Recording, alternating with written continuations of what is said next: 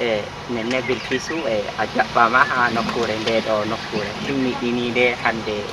en gari en ɗon ha Limbe ha sera dande maayo bana no en mbirata ɗum wolde meɗen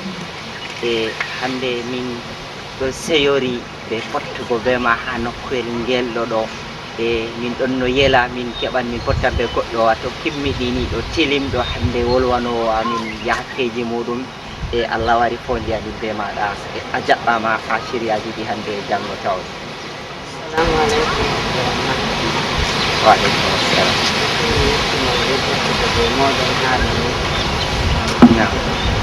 Lara émission mai ɗo faɓɓi foto ɗum woni min ɗo lara émission ɗo min ɗo tora Allah waɗi ɗum yaha yeeso. Nam nenne ɗumejum on wato yerɓima hande min andi neeɓi a wala ha lesdi ndiɗo fodde ko en yaha a fistana en hande yakeji ma hako larani goɗɗum feere mi yiɗi mi anda ɗumejum yerɓima hande ha leddi Cameroun ɗo pat Limbe haɗɗo a wari ha nokkuyel ngel ɗo ko waddi am Limbe ɗo miɗo mari derɗam ha ɗo be bo ɓingel am ɗo mari haje warugo ha ɗo ni ha ɓe yiɗi haala maayo kanjum waddi. Naam wato himma kan gi'eteɗen mbi wato dokkiri jawmirawo subhanahu wa ta'ala ko en mbiyata maayo ko dalila majum waɗi a ummi daga dayɗum a waddi ɓiya ngam ha o laara maayo alal haqiqa alama holli wato ɗum babal maayo woni o daña. Naam ako jayi fiya hatta yo daña ɓingel am ka o dañaka ha ɗo ɓe dañama ha ero amma min kana ha ɗo ɓe dañi amin ko to min doggiri ha ɗo on min waddata kanjum waɗi mi waddi. ok nenne Bilkisu mi tammi jamajo ɗo lara en bako wi en ɗo hande nda ɓiɗɗo maɗa haɗɗo dalila mako waddi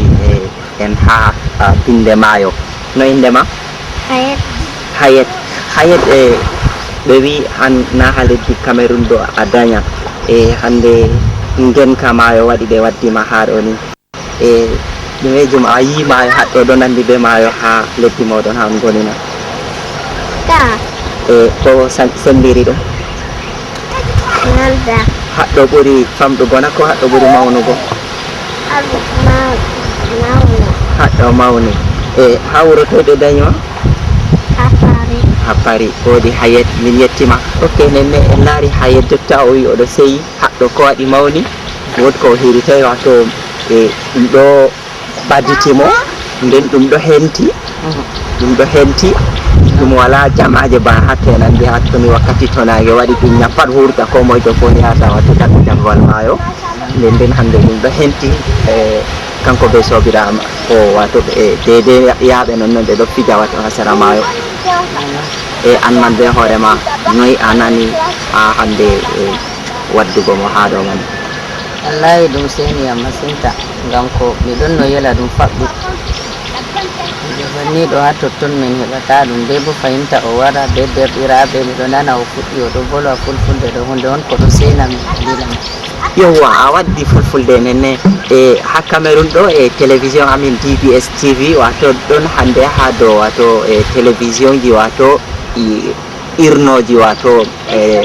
saroji wato wolwango ɓiɓɓe muɗum haala dañaka ay musinaka nden min tawi an ɓiɗɗo ma Paris o wi o daña o mawni totton hande o wari haɗɗo nden oɗo wolwa fulfulde ɗumejum on woni hande dede himma maɗa ha ka a waɗi oɗo wolwa fulfulde daga on garay haɗɗo? ngam min ka toy mako ha saare mi volwantamo volde feere luuti fulfulde min ngam kayre mi nanata komi wollintamo pat fulfulde mi wollintamo to waɗan yacce goto miɗo volwinamo fulfulde may oɗo jaɓami be nasarare may amma ɓurna pat min ka fulfulde mi vollintamo. Naam ɗo kadi holli en wato hostugo daraja wolde muɗum on ngam sona ɗon himɓe feere ɗo holla ba wolugo wolde françaire koma